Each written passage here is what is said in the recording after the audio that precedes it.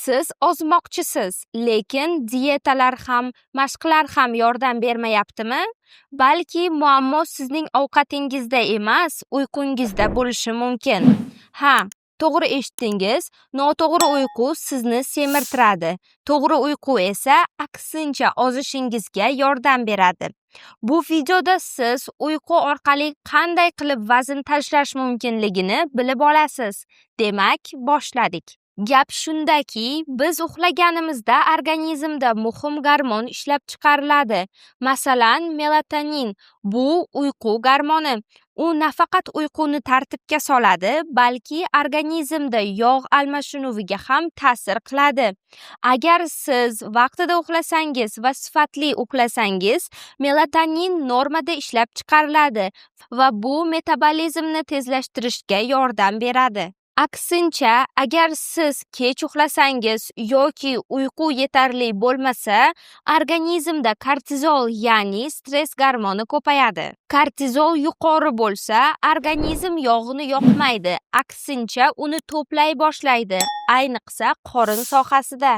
2023-yilda AQShda o'tkazilgan tadqiqotlarda shuni aniqlashgan. Uyqusi buzilgan insonlar 5 yil davomida ozishga harakat qilgan bo'lsalar ham, ularning natijalari juda past bo'lgan.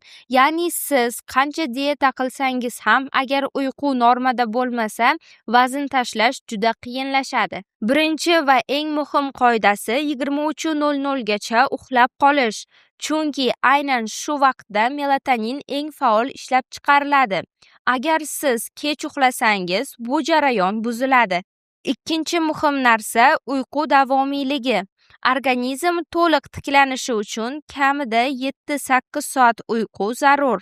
Kam uyqu bu metabolizm sekinlashishi degani. Uchinchi muhim narsa kechqurun kofe va energetik ichimliklardan voz kechish. Ular asab tizimini qo'zg'atadi va uyqu sifatini keskin pasaytiradi.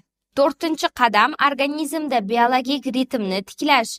Har kuni bir vaqtda uxlash va uyg'onish gormonlar balansini normallashtiradi. Beshinchi muhim jihat vitamin va mikroelementlar.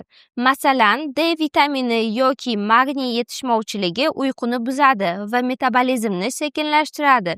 Shu sababli ularni tekshirtirish va kerak bo'lsa to'ldirish muhim. Uxlashdan oldin og'ir ovqat emas, balki yengil ichimliklar yoki metabolizmni qo'llab-quvvatlovchi mahsulotlar iste'mol qilish tavsiya etiladi. Eng katta xato odamlar faqat dieta va sportga e'tibor beradi, lekin uyquni e'tibordan chetda qoldiradi. Natijada esa vazn ketmaydi va motivatsiya yo'qoladi. Agar siz ozishga harakat qilib, lekin natija ko'rmayotgan bo'lsangiz, muammo gormonal balansda bo'lishi mumkin. Zarmet Prediction universitet klinikasida siz gormonal holatingizni zamonaviy uskunalar yordamida to'liq tekshirtirishingiz mumkin. Klinikamizda barcha mutaxassis oliy toifali va katta tajribaga ega shifokorlar. Agar siz Samarqandda bo'lsangiz, sog'lig'ingizni kechiktirmang.